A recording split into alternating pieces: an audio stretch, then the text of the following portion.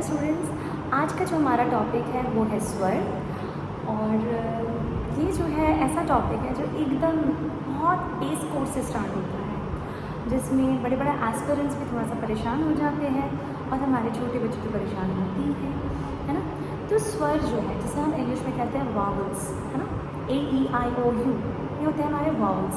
तो ये जो स्वर है हिंदी में, ये कुल होते हैं 11 किस्म, टोटल 11, है ना। जैसे हम कहते हैं अ आ छोटी बड़ी, छोटा ओ बड़ा ओ, री ए ऐ ओ आओ। अंग और अह, इसको हम कहते हैं अयोगवा, ठीक है। तो इसी स्वर को हम 3 कैटेगरी में डिवाइड करते हैं। 3 कैसे करते हैं? 3 भेद क्या है स्वर के?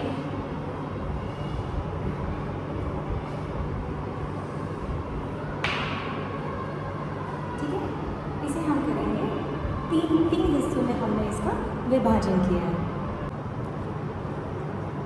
पहला है ह्रस्व,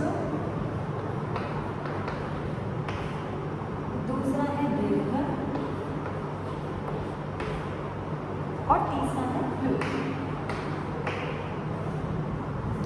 ह्रस्व स्वर, दीर्घ स्वर, प्लुत स्वर।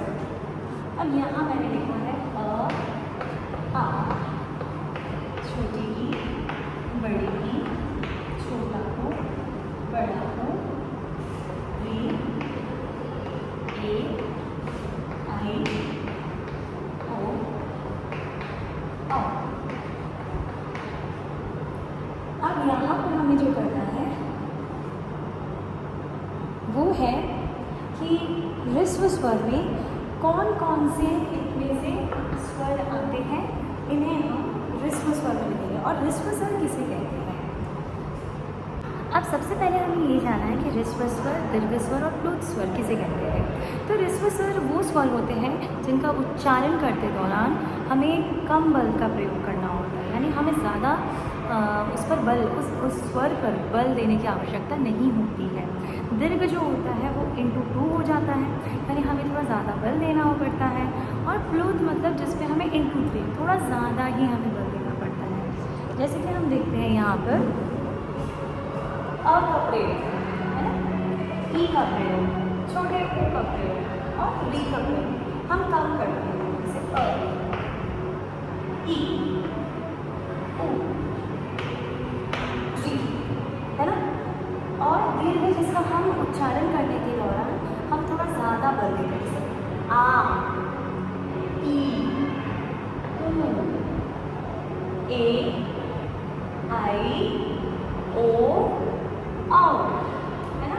ये सारे हमारे आ जाएंगे दीर्घ। और प्लुत स्वर जो होता है, प्लुत स्वर के दौरान हमने देखा होगा कि प्लुत स्वर हालांकि अब इतना प्रयोग नहीं होता है। अब जो प्लुत स्वर है, जैसे कि मैंने कहा था कि प्लुत स्वर क्या होता है, जिसका बल, मतलब जिसका उच्चारण करने के लिए हमें ज़्यादा बल देने की आवश्यकता होती है। तो इसका चिन्ह जो है कुछ ऐसे रहेगा।